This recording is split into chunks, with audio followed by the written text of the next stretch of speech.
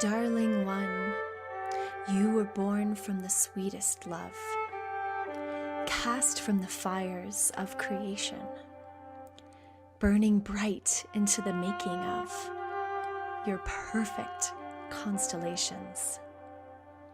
Head high, my love, never let them diminish you. Stand tall in the power of your love. Break open to the thousands come before you, written in your heart with holy blood. Keep going, my love. Hold tight to the scripture of your inheritance, your dreams born from ancient stone. Weave your magic star of wisdom, breathing life into hollow bones. Courage, my love. Place pain upon your sacred altars. Grow seeds where life has become hopeless. Lend hands to those who fall and falter. Let love be life's greatest opus.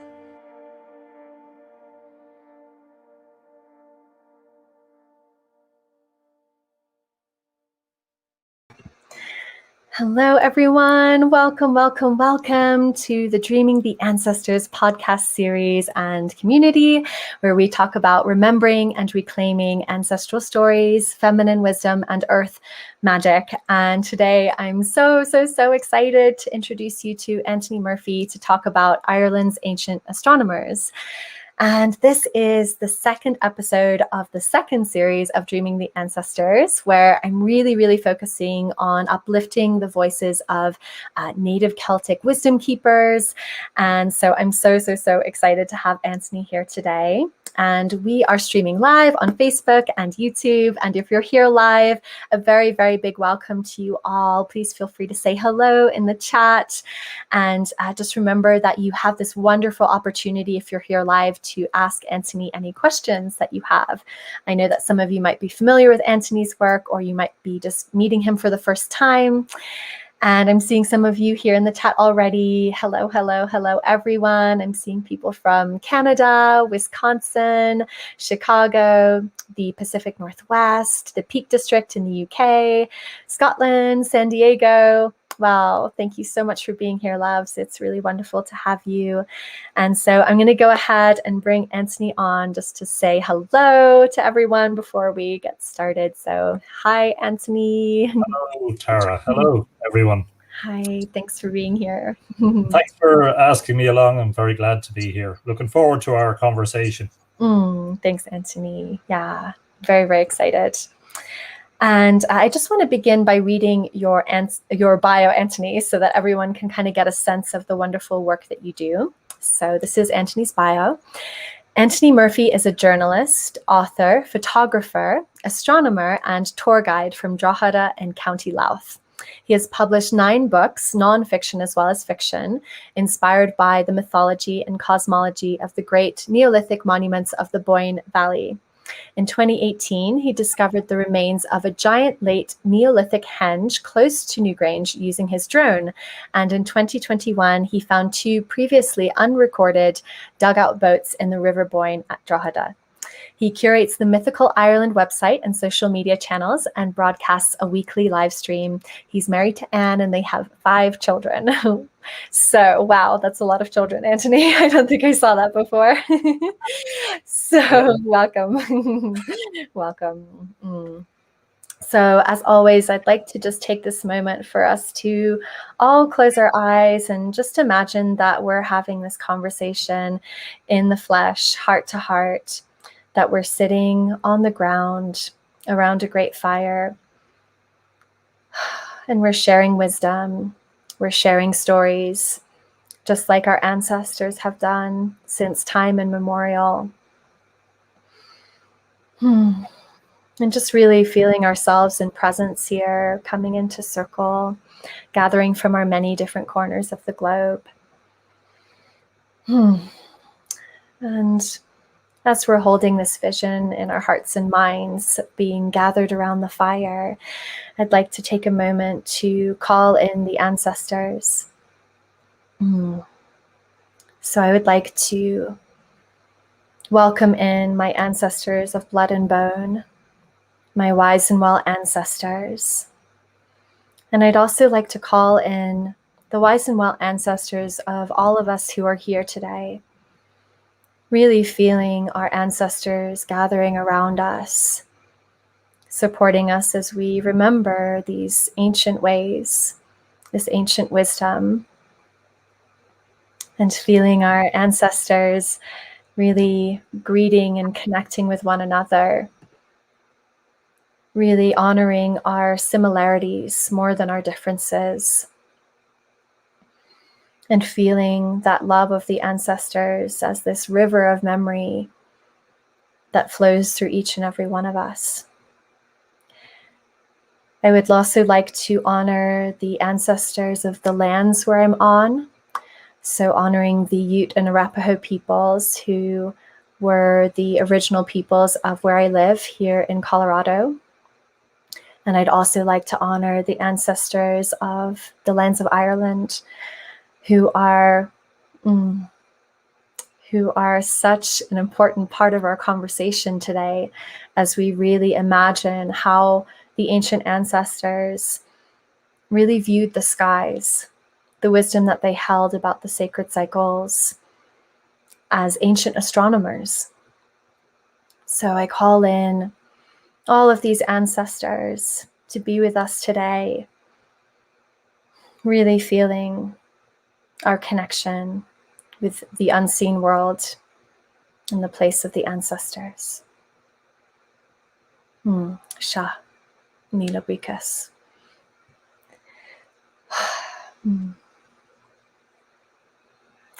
Okay, so the title of this episode is Ireland's Ancient Astronomers. And I just want to begin by saying that Anthony has so much amazing wisdom to share on this topic. And there is no doubt that our ancient Irish ancestors were fascinated with the skies. There's both archeological evidence of this from the Neolithic age, where ancient burial mounds like Brunaboyne and Knowth and Douth and other sites in the Boyne Valley and beyond are aligned to specific astrological events in the year. There's also astrological symbolism and significance in lots of the Irish myths. And, there's also a living tradition of sacred celebration around the wheel of the year, as it's sometimes called, at the solstices, the equinoxes, and the cross-quarter days. And before we begin this conversation, I'd really like for everyone listening to imagine living in a time when there was no artificial light, when there was true darkness in the sky, when there were no high-rise buildings blocking your view of the heavens. A time when you knew exactly where the sun would rise at different times of the year, when you could recognize the constellations and the planets, and you would sit outside at night and watch their movements across the skies. In the modern world, so many of us have become disconnected from the skies. We've kind of lost our bearings, so to speak. But Anthony is really someone who has reconnected with this wisdom in such a beautiful and meaningful way. So, Anthony, I would love to ask you a question just to get us started. I'd love to hear a little bit about your personal journey. How did you get interested in the astronomy and the movements of the planets? When did you become interested in the ancient sites of Ireland? And did one come before the other? And how did you start pairing these things together? So that's sort of a multitude of questions. And actually, it's very apt because really you can't start a discussion about the ancient astronomers without that sort of personal touch. So I was born and have grown up and have lived my whole life in this town, which is Drogheda. It currently has about 41,000 inhabitants. When I was a kid, it had about 20,000. It's grown sizably in my lifetime. I came to the stars, I first encountered the stars through a library book that I borrowed. One of these sort of children's guidebooks to the stars. I mean, I have some on my shelves. This kind of thing, stars and planets, where there's a page with each constellation and a description. And I brought this book home, right? And this is what happened. I remembered very well. It was January. I think it was 1981. So I was 7. That'll tell you how old I am or how young I am. Age is always relative. And I was looking at the page about Orion. Now, this isn't the book. I actually still have the book, the original book. But sorry, I bought a copy of it. I mean, I got it from the library and then bought a copy. And so I sat on the floor of the sort of kitchen of my house that I grew up in, and I looked out the window, and there, on the crispest, clearest, very cold January night, were these brilliantly shimmering stars of Orion. And I was looking and I was going, oh, wow, this is amazing. Of course, it happens that the first constellation that I came to really recognize is actually probably the most brilliant constellation. There are very few that have so many bright stars and have such a distinctive, immediately recognizable pattern. And that was how it started. I mean, I was just literally gobsmacked immediately. And I'm writing a book about that at the moment. When I say I'm writing a book about it, that's on hold because I've been writing so much other stuff. But I've written 71,000 words of a book that's about astronomy, but it deals with this, how do you get into it? Where does it start? And how does one become hooked on it? Well, your question is very interesting, and your discussion of, this detachment that we suffer from, because it's like a disease, it's an ailment, this detachment from nature and from the heavens. Even in the town of Drogheda, which wasn't a big town by international standards, we still had a lot of light pollution. And I remember being out in the garden and constantly the glare of lights, floodlights from the port, because my house overlooked the river where the port was. And you had to try and kind of shield yourself from these lights to get a good view of the sky. Anyway, to cut a long story short, I visited with my family, friends out in Connemara. And they lived in Westport on the west coast, close to Croagh-Patrick, but they had a holiday home, sort of a small cottage on the shore of Loch Cara in the wilds of Connemara. And at around 11 o'clock at night, myself and some of my siblings and some of the kids from the other family, we actually sneaked out a window. We opened a window and sneaked out into the garden. And when I say it was my first real experience of several things, a sense of wilderness, complete and utter darkness, apart from the little light that shone out of the windows of the cottage, and lack of street lights and car lights and everything. And I looked up at the sky, and it was a clear night. It was in summer, and I was mesmerized. I was totally, my breath caught. I couldn't believe that there were so many more stars to be seen in the sky than I could see at home in Drogheda. And really at that stage, I was completely and utterly hooked. What I had done, and what I've done often in the meantime, is I had made a connection. You talk about ancestors. I think when you get out into wilderness and you get away from cities and the madness of modern human existence, you're in a sense of timeless enrapture. You're captivated wholeheartedly and totally by this experience, providing you don't put the phone away, put the phone into the pocket, keep the camera by the side, whatever other bits and pieces you have with you, put them away, and just, if you can, lie back on the grass and just look at that vast cosmos that is above our heads every night if we wanted to. And that is still available to a lot of people. It's just that us humans, being the sort of creatures that we are, we like our own company. So most of the world's population congregates in cities, and most of those cities are in coastal areas. So you kind of have to get into, I'm not sure if there's anywhere on the east coast of the States. I was in the States 2 winters ago.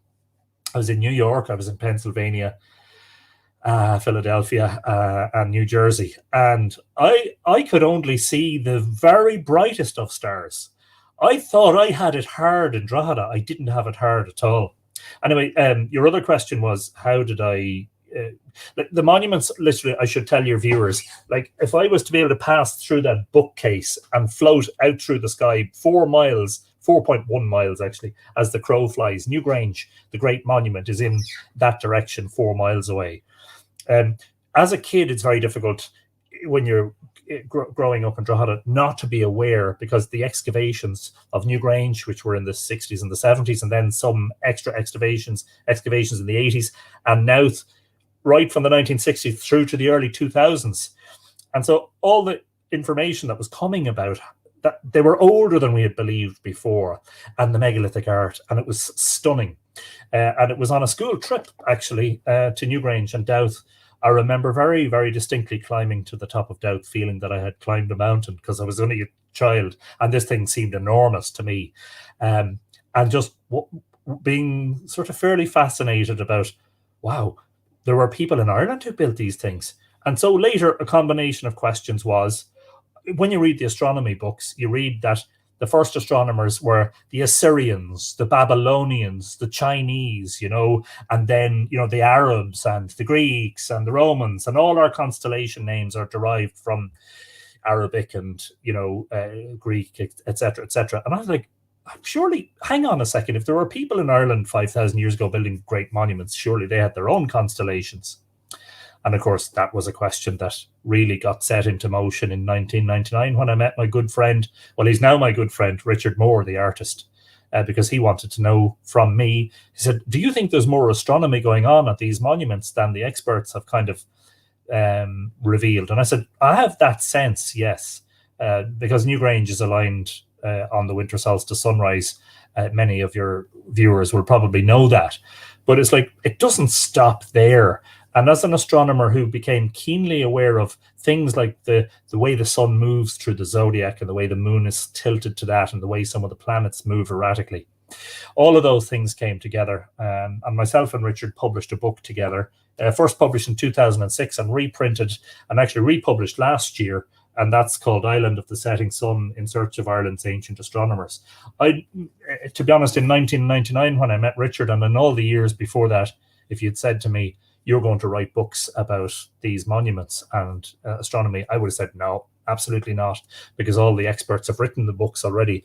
But I did realize over time that I felt there was a gap in the knowledge, particularly pertaining to the astronomical expertise, that there was more there than... because the archaeologists are not trained in astronomy, and if they don't have the background that I have in astronomy, they're unlikely to know the intricacies and the things that might be involved. So it's been a great journey. Anyway, I hope that's answered your questions, and I'm sorry for rabbiting on. No, that was perfect. Thank you so much, Anthony. And wow, yeah, I loved just feeling your sense of awe at looking at the stars and seeing how many more stars you could see when you're in the wilderness of Connemara. It was beautiful. And yeah, I actually had an experience a few years ago where I actually went to a planetarium, and I kind of just went with some friends, wasn't expecting anything too meaningful. But there was this moment at the beginning where they showed what the sky looks like with light pollution, and then they said this is what it would look like if there was no light pollution, and it changed drastically. I literally started crying because I was like, this is such a disconnection for us, because for me, to know the stars is to know ourselves on some level. And it was beautiful as well to see some of the comments coming in about listeners and their beautiful experiences with seeing stars and what have you. And where I live in Colorado, we have, there are some places in particular where you can see just so many stars. Yeah. I can imagine. Yeah. Mm-hmm. We really need, I mean, in this day and age, we're not just competing with light pollution, we're actually also competing with atmospheric pollution. Mm-hmm. which is a substantial issue that wasn't around, say, in Stone Age times. Yeah. And it's those occasions when you can get to, like, even in Ireland, we still have what we call officially recognized dark sky sites. One of them is in County Kerry on the southwestern coast of Ireland, facing out over the Atlantic Ocean. Next stop, Brazil, Mm-hmm. And one of them is in Tyrone in Northern Ireland, far away from city lights. And so there are occasions like that time when I was a kid at the cottage at Loch Cara, where you can get a sense of that. a real deep sense of that awe. That it's I often say that it's a transcendent experience. It is actually a divine experience. Mhm. Because you see, I was interested in the science of astronomy. As a kid, I could rhyme off all the facts and figures, and they are fascinating. The speed of light, the size of the sun, the distance from, say, the sun or the Earth to the nearest star, Proxima Centauri, 4 light years, and how long it would take you to travel there at the speeds that our spacecraft can currently go at. And then all of a sudden, very quickly, you realize that the universe is uh, achingly awesome, achingly enormous. I mean, achingly, as in everything is too far away. Everything is too far away. It is meant to be seen, but not to be reached, I think. That could change. And it might change even in our lifetimes. I don't know, because we've begun, as Carl Sagan said in his book Cosmos, we've begun to take those tentative steps out onto the shores of the cosmic ocean, realizing that when you're standing on the shore of a beach and the water's washing over your feet, that water extends over 2/3 of the surface of the earth, and in some cases is miles and miles deep. And there's an enormous volume of it, such that, if you were to try and count the water droplets of the oceans of the world, I don't know how many billions of years you'd be counting, but you'd certainly be counting for a long time. And that only gives you just a pale idea, a vague idea of the vastness of the universe. But in addition to the science, there is that entirely different psychological, spiritual, mystical side to it, which is why we have astrology as well as astronomy, because it is very difficult. And I'm sure loads of your viewers have had experiences like we have had. Everybody, I think, has had that, or a lot of people. If you're unfortunate enough never to have left a big city, then you need to find your way out into the wilderness, if only for one night of your life, to see the things and the beauties that are there. And so there's that whole other aspect to it, which I felt was expressed in a way in the monumental architecture of the ancient Boyne Valley Stone Age, that these were people who weren't merely scientists, nor were they merely mystics. They were a people for whom there was maybe there was no I often say it was crossover between science and spirituality. Maybe for them there was no distinction between them.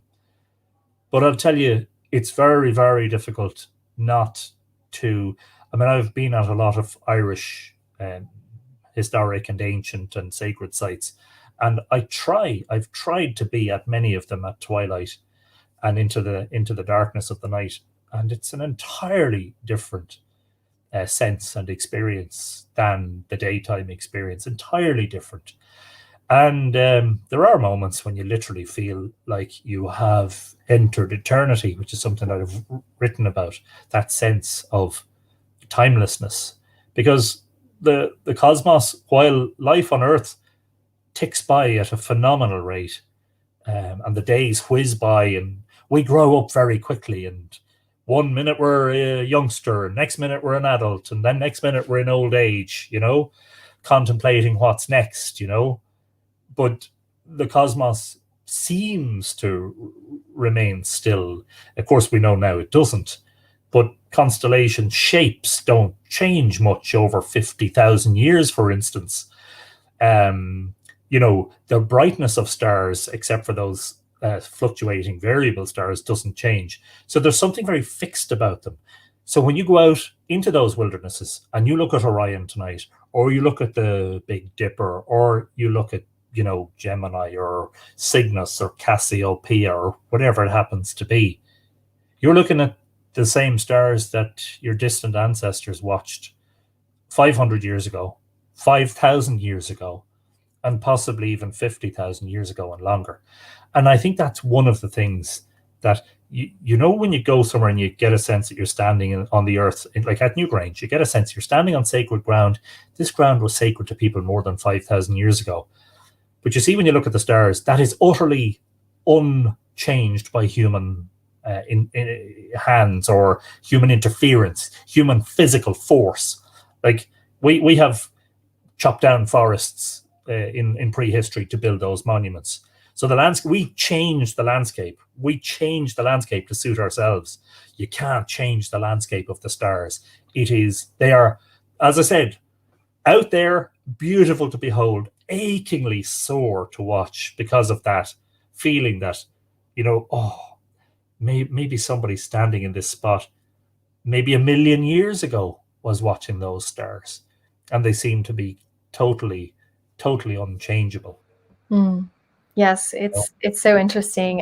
In my monthly membership, which is called Wild and Wise, this month we've been looking at the wisdom of the stars, and I've been guiding women on journeys to connect with the stars, and some of the reflections that come back are just this deep sense of peace and steadiness and home even, and it's just so beautiful to witness that. And my next question for you, Anthony, is really since you started to talk about the ancient astronomers in Ireland and the sacred sites, I'd love if you could talk a little bit about some of the sophisticated stone technology and ritual practices of ancient Ireland that were used to track the movement of the stars and the planets. So in other words, like, what were some of the methods used by Ireland's ancient astronomers? And I know there's a lot to say, but just whatever feels most meaningful. Yeah, actually, what's really interesting about the great monuments of Brú na Bóinne, which is the complex of the Bend of the Boyne, dedicated, by the way, often translated as the Palace of the Boyne, as in the river. But the scholars often forget the fact that the Boyne River was a deity, a feminine deity. And that's extremely important in trying to decipher and decode the spirituality of the people who built them, I think. And that is subjective, by the way, because there's very little objective evidence.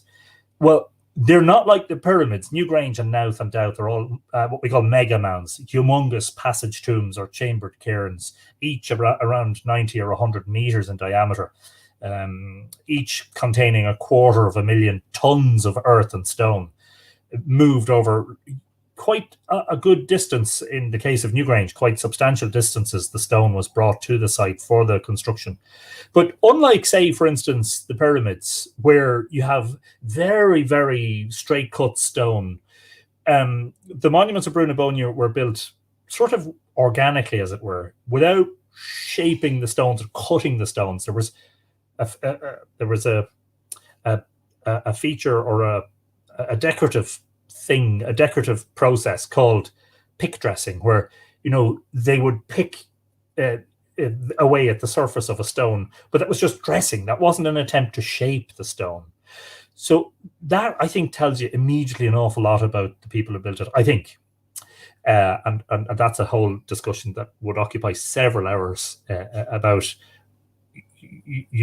whether the people communally came together to build these things, or whether they were coerced under a hierarchy, and latest evidence would suggest the latter. But anyway, without going there, because we don't want to spoil it, that the fact that they took these stones from nature and didn't want to shape them, I think, is important. And what they did at Newgrange was that they were able to shape a beam of the sun on winter solstice, so that even though it was wide at the entrance through the aperture, the roof box above the entrance, even though it's several feet wide, I can't get back far enough to show you.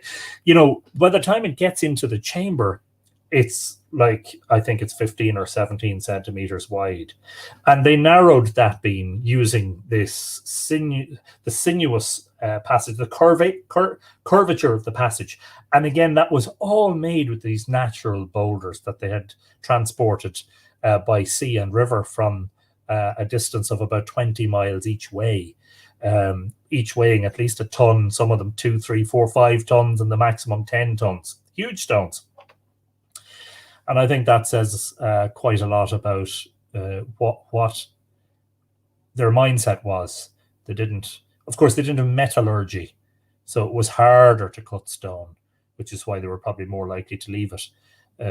But they were able to build, in the case of Newgrange. Newgrange, by the way, is a medieval name. It was a name given to the area by the Cistercian monks who founded Mellifont Abbey in the 12th century, in 1142 AD. They came from Clairvaux in France. They established farms or granges. the old name of Newgrange, or the old names of Newgrange, are Sheed and Broga, which means, I mean, Sheed or she is like, it's indescribable. I always say there's no adequate translation for it. I call them, the best translation is otherworld mounds, and the best sense of what that means is that they were maybe portals or doorways to other realms of consciousness, maybe, but also other realms, as in where you might go after you're dead, kind of thing, because they did, after all, bury their dead in those. And Broga being related to an old Irish word, brug, or brew, meaning a mansion or an abode. So another word, abode. And this is very much associated with the gods of the time in the Tuatha Dé Danann. The chief deity, Dagda, was said to have built Newgrange. His son, Angus, was said to have, I suppose you could say, cheated him out of it. He tricked his way in there, and he got in there in place of his father. And of course, Bowen, the Trinity, as it were, the prehistoric Trinity, and the fact that it has three recesses and is cruciform in shape suggests that they were thinking in Trinitarian terms.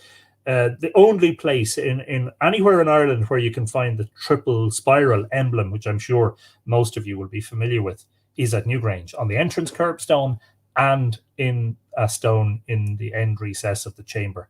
And it would seem that that's the way they were thinking. So you have this combination of things. You have this building of brew, another Irish word which is very similar to brug, is brew, which means womb. Maria Gambutas was the first one to suggest passage tombs should be relabeled passage wombs, because of the idea that, you know, in some parts of the world, when somebody died, there was a celebration because they knew that there was going to be a new life. And when a child was born, there would be a mourning because they knew somebody else's life had come to an end. This being the idea of perhaps relating to reincarnation, you know. But the passage womb of Newgrange is the belly of the Earth Mother, who I think would have been Bowen. And that was seen to have been impregnated, as it were, by the sky god, the sky father, the sun father, Dagda, who was very much associated with the sun because he looked after the crops and the weather, and he was described as being red-faced, or having a ruddy countenance.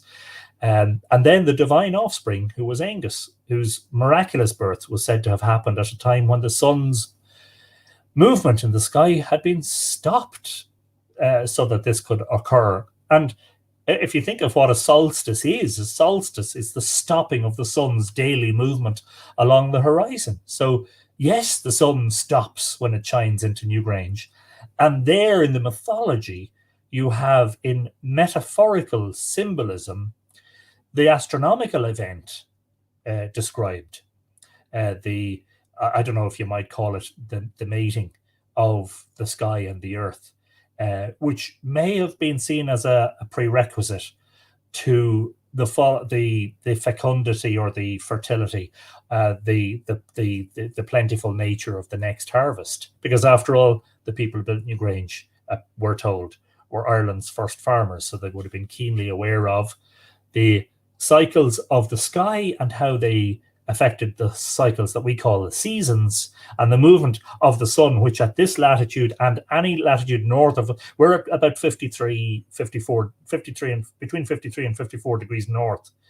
And what that means is that on winter solstice, the sun rises roughly in the southeast, and at summer solstice, it rises in the northeast. They're almost 90 degrees apart, actually.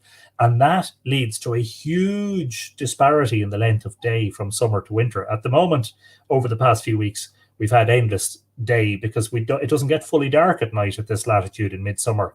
And then in the winter, you know, those days seem really short and the darkness seems to last forever.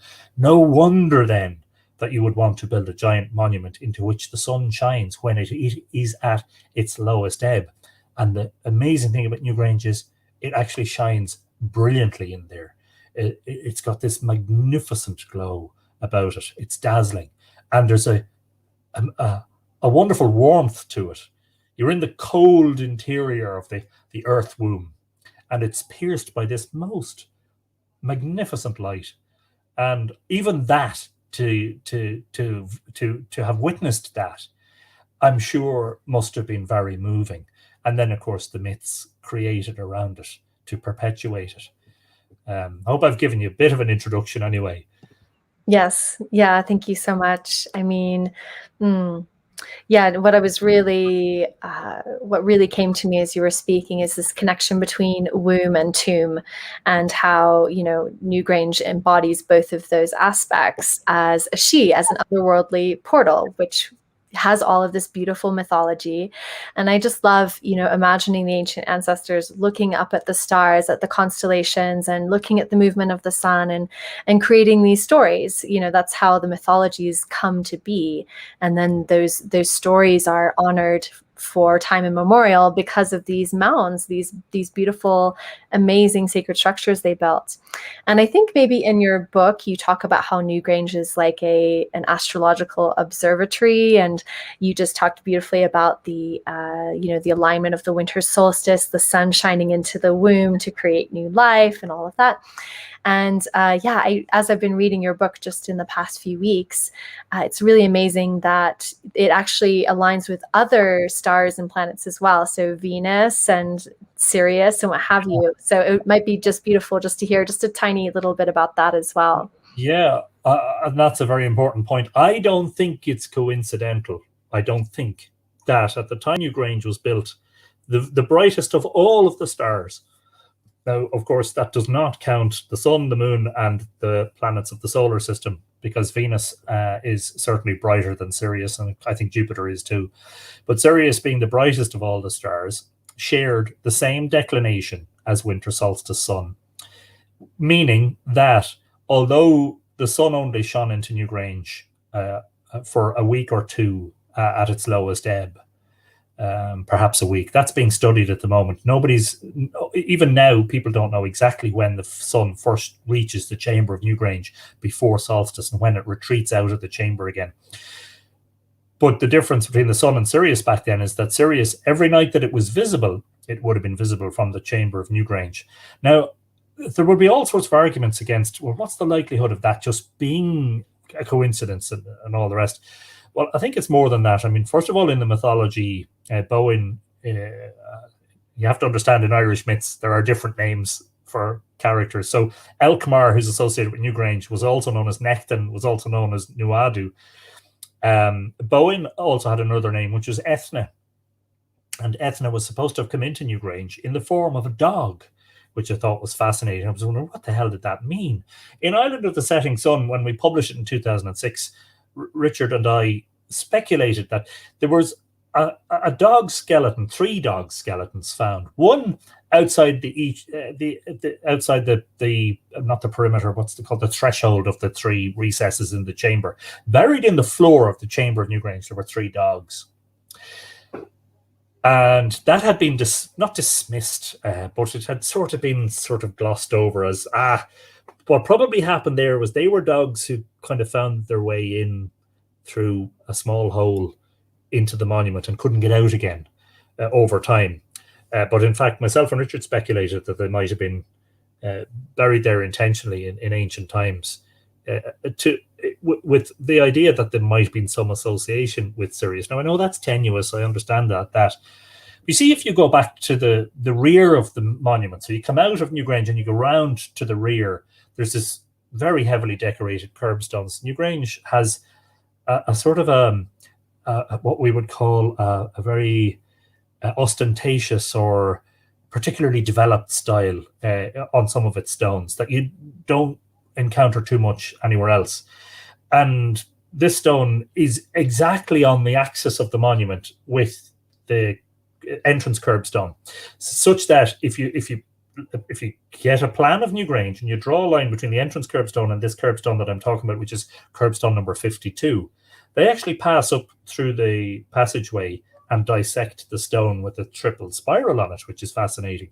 But on this stone at the rear, there appears to be a series of depictions of Orion's belt, 3 cup holes in a cartouche, which is something that's, as I said, it's very embellished. It's not seen that much. Cup holes are reminiscent of rock art rather than megalithic art. And then there's this other cup hole that appears in several places, but then the largest one is on this line down the middle of the stone. And I just thought, that looks like Orion's belt pointing to Sirius, and Sirius lining up with the axis of the monument. And so that's what we speculated was happening. It was only in the interim period, sometime in more recent years, that testing was done on the dog bones. And they were indeed found to be prehistoric. They didn't just stumble in there in medieval or modern times and not get out. It looks like they were some form of votive deposit. And the one about Venus is fascinating because the tradition recorded by none other than the very esteemed Joseph Campbell, the late great Joseph Campbell, was that, and he came to Ireland, and he must have, I think there's a question mark as to exactly where he heard this. Was it somebody local, or did he perhaps access the Folklore Commission archives and find an old document, which is entirely possible because that's the kind of scholar he was. But he said that there's a story about Newgrange that says that on one day out of every 8 years at dawn, Venus, or the morning star as it's called, shines into the chamber of Newgrange and casts a beam onto a stone there. And when myself and Richard went and studied this, like, Venus does have an 8-year cycle in which it goes through what are called 5 synodic periods. It loops around the sun and becomes, for us, an evening object. And then it disappears again into the sun and becomes visible again as a morning object. So evening and morning, that constitutes one a synodic period. And there are 5 of those which repeat. No, am I right about that? I might be wrong about that as to whether that's but there is an 8-year repeating cycle that looks like, when you plot it out, that looks like the petals of a flower. And on one of those 8 years, on the morning of the solstice, the winter solstice, Venus has enough what we call western elongation from the sun to rise in darkness. In other words, 2 hours before the sunrise, but yet have the proper declination to be seen from inside Newgrange. And then later that morning, the sun rises and floods the chamber of Newgrange with its light. And I thought that was just the most remarkable thing. And perhaps that was what was referred to in relation to Bowen or Etna arriving into the monument in the form of a dog. And perhaps that's what the megalithic art means. I do want to say something before I finish on that point. And that is that it's very important that people understand. Some of the experts would have us believe that the ancient astronomers who built these monuments, their calendar was entirely focused or built around the movements of the sun. And if you're an astronomer and you see all the cycles, and especially the moon and the cycles of the planets, you kind of realize that doesn't really work. That's not very practical, because you have the only 2 times of the year you can hook your calendar on are the solstices, when the sun stops moving. And if it's cloudy for a week, which it sometimes is in Ireland, and you miss that, it's like, well, which day was the solstice? It's far better to use the moon, especially, which is the basis for Monday, Moon Day, which is the basis for the word fortnight, 14 nights of the moon. We were using the moon for our calendars up until about 2 or 3 centuries ago. So why would it have been any different then? Why would we have discarded the moon and said, no, it's just the sun, it's just the sun? And in actual fact, what's happening there is the male sun-dominated thinking of the rational scientist wants to depose the female cyclical, menstrual, as it were, moon. And that just gets shoved to one side. But in fact, I think there's enough evidence, I think, circumstantial as it may be, to show that the people who built these monuments were equally interested in what was happening with the moon as they were with the sun. Yeah, absolutely. Thank you so much for bringing that forward, because it's a question that I often get, actually, and a question that I have is really how the moon and these other celestial bodies and beings played into the ancients' understanding of the cycles. I think it was a lot more complex. You know, if you think about how closely our ancestors were living with the cycles, it makes sense that there would be multiple cycles having that influence and not just one. So I love that you brought that wisdom forward. And if you look at other ancient cultures, I know in Egypt, you know, their new year is when the heliacal rise of Sirius happens and the Nile floods at that time of year, and it's during summer. And so, you know, it just points to me, it points to the fact that the ancients had such an in-depth understanding of all of this. And so living within all of those cycles simultaneously would not have been something difficult as we kind of imagine it might have been, you know? So yeah, thank you so much. And I love that you are bringing forward, interestingly, the suppression of the divine feminine in astrology. And that's something we were briefly talking about before we went live. And I would actually, I'd actually love to ask you, you know, about the sacred feminine in the stories of astrology and astronomy of Ireland, because it's, I think that would just be so interesting, since we have so many female listeners and who are, you know, impassioned and emboldened by the stories of the sacred feminine, you know. Yeah. Well, in look, Irish mythology, the reason a lot of it survived is because it was written down by Christian monks in the monasteries of the Middle Ages. I think otherwise we would have lost a huge amount, because the oral tradition was dying out already in the 19th century, and especially at the time of the famine. There was such a huge amount of death, and then emigration, like entire rural populations moving away from an area, and thus depriving that area of the folklore and the mythology about it that had been handed down for probably dozens or hundreds of generations even. So, you know, we kind of naturally sort of forget that. What it seems is that in prehistory, pre-Christian times, we don't know how far back this mythology goes. My own view is that some of the mythology pertaining to the Brunabónia monuments, pertaining to the Tuatha De Danann, actually does go all the way back to the time the monuments were built, because there seems to be information encoded in some of those myths pertaining to the function of the monuments. And that's, I'm not the first one to say that, and I won't be the last, but there are very few scholars who will say it. They won't risk their reputation. So there was a pantheon. But also at Brunabónia, as I've already alluded to, I think there was a trinity, what we might call a trinity, or a precursor to what we might call the Holy Trinity. There was the Sky Father, there was the Earth Mother, and there was the divine offspring. And they, I think, are represented in the triple spiral of Newgrange: Dagda, Bowen, Angus. In slightly later mythology, Setanta, the young boy warrior hero who becomes the warrior Cuchulainn, he was also conceived at Newgrange by Dextena and Lu being another of the great luminaries of the Tuatha De Danann. And so you see two trinities in which there's a certainly potential Son, Father, Earth Mother, divine male usually. The female was Bowen. Now, let me tell you what happened to her. And this has formed I'm so glad you asked, because it's so important to the work that I've been doing lately. I published a book called Return to Segish in the spring of this year, which is not really fiction or non-fiction. I don't know what you would describe it as. It's a mytho-poetic work looking at the mythology of this landscape and my own experience of it. That's what Return to Segish looks like.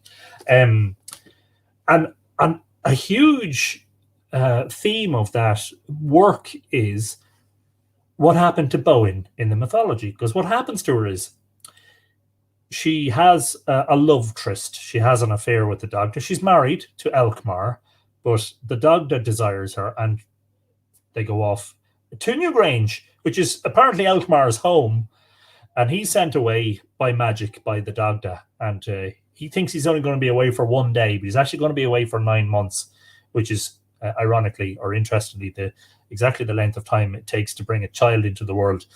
And so Dagda and Bowen have union at Newgrange. But you see, what's difficult is to disentangle what is original in the story and what is maybe added in by the ecclesiastical scribes, who were working in difficult conditions, who were recording what is ostensibly pagan, pre-Christian mythology within the sacred walls of a monastery, probably being forced or being coerced by a patron who might have been the local king, who was giving them the money and the land to do their thing.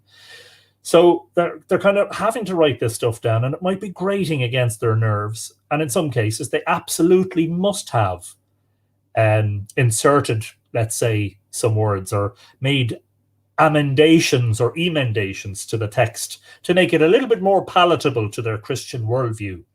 In the case of Bowen, what is contrived is that she went to the well of Necton, her husband, again, another name for Elkmar, and that only Necton and his 3 cupbearers, who are all male, were allowed to look to the bottom of the well, or were able to look to the bottom of the well. There are none who shall look to the bottom of the well without them being blemished or injured or even destroyed. Bowen goes there according to the mythology, and again, these may have been sort of embellished by the monks, because of her haughtiness and her arrogance and her pride. Of course, what better way to picture the principal feminine deity of the time, if you wanted to reduce her stature in Christian times, than to say she was a sinner because she slept with a man who wasn't her husband, kind of thing, you know? And there's a contrivance there, I think, which is to make Bowen also go to the well to wash herself of her sin. And that's exactly the word that is used in the mythology. And I have a difficulty with that, because my thinking is, I'm inclined to think that myth is a prehistoric myth, and in fact, it's probably an origin myth. And I've written about that in the Bowen monograph, which is due to arrive from the printer tomorrow as a follow-up, a more scholarly work around this subject. That she went to the well. She basically entered this all-male domain. It would be like a woman walking into a Catholic mass in which the priest is obviously male, surrounded by male attendants, and that she proceeds to go onto the altar and takes over from and starts taking them and starts saying the mass. I think that's what we're looking at. Anyway, she goes into this all-male domain. She breaches or goes against the taboos, or the gyasa, which was that you should only walk around a well, jeshel, or sunwise or right-hand wise, clockwise.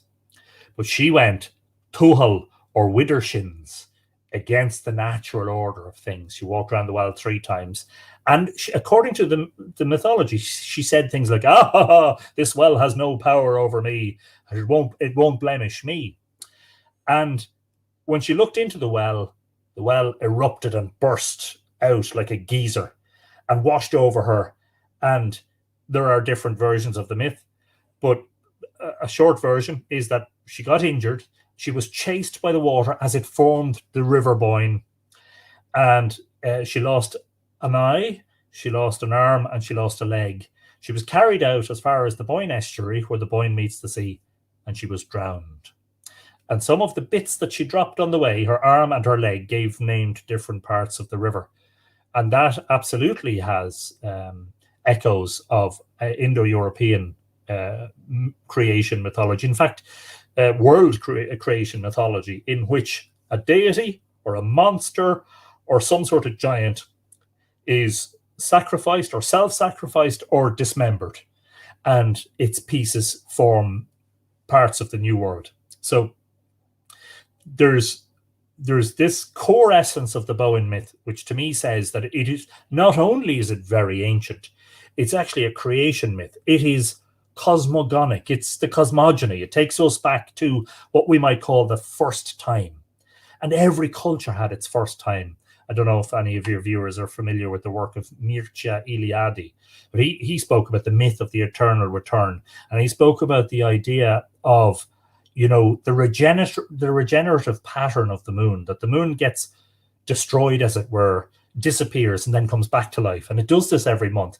And that this reminds us of our own natural cycles, not just the cycle of human life from infancy to fullness in middle. I don't know, some people say 33 is the age when you're a full moon. And then from there, it's kind of downhill, because you're getting older and you're getting more rickety every day and slower and mentally and everything else. And eventually you die, And what happened with the Bowen story is that there's a death and there's an end of things, but there's also, of course, that is what is it called? A sine qua non, or it's a prerequisite. It's an absolutely fundamental requisite of the beginning of a cosmos, and that's why I call it the first time, because I think that's what Eliade calls it, the idea of a first time. So far from going to the well because she apparently sinned, which was a very Christian idea, and superimposing that on something that was probably several thousand years older. In fact, she was going to the well as the white cow, I think, because Bowen means white cow, and the white cow is the moon. And the moon is seen, as I said, to be born as a slender crescent that looks like the cow horns. I saw it, I don't know if any of you saw it last night, in the twilight in the west. It was beautiful last night, and lovely colours in the sky. And then it comes to fullness, and then it sort of gets, you could say it was getting dismembered. It's getting chunks taken off it every day until it's only just a slender crescent left, and then it disappears again. And in Irish, there's a phrase called, and I talk about this in Island of the Setting Sun, there's a phrase called gwynray, which basically means the wounding of the moon, which is the moon in its late phases. And then, of course, the Milky Way being that stream of milk produced by this cow of plenty, but also being the trail of her remnants. Because the Boyne River is Owen Bowfinna, or, it's Bowen. I mean, it is a riverine personification, if such thing is possible. It's a riverine version of the deity, right? But in Irish, the name for the Milky Way, that great river of the sky, is Bealach na Bowfinna, the way of the white cow. And so in her destruction, she creates the Boyne River on the earth, but also the Boyne River of the sky, which in some cultures is seen as either a trail of milk left by the cow or the path that the cow used to trod through the heavens, because, the ecliptic and the Milky Way are at angles to each other. They only intersect in two places, which is also significant. I don't know if that has covered the question in quite the way that you wanted it. Yes, it was wonderful. Yeah. It's just that the importance of Bowen, which is just for some reason this year in particular, very early in Return to Segish, 3 chapters in, and all the chapters are quite short. There's a chapter called Bowen Remade, and as a poetic exploration of the mythology, I thought about the immensity and the immense importance of what would it mean to us to see Bowen remade. And I can't even sort of logically explain all that. I'm writing another work trying to do that. But just as a sort of a poetic vision or a mythological vision, it's like, what happened to us when we dismembered the feminine deity? And, we commemorate her by saying the river and Brú na Bóinne and the monuments, but we forget altogether that at one time there were people for whom she was very important, and she has lost that importance. And sure, look, if you could tie it all the way back into the beginning of the conversation, the loss of the feminine has been a great tragedy for mankind. We have adopted this very sort of logical, empirical, left-brained, male son approach to things. We want to build skyscrapers and we want to fly spacecraft, and now we're at a time where we're going, oh, actually, hang on a second, was that such a good idea? Because look at all the damage we've done. And the damage isn't just environmental. The damage is psychological and spiritual. Going right back to the start of the conversation, how many people nowadays who live in modern built-up cities have had that experience of stars in a wilderness or a wild or a sort of a barren landscape setting? And the answer is precious few. And that I think is where the disparity lies between a culture that worships masculine and feminine deities equally, and one that is inclined to worship male very heavily weighted in favor of the male.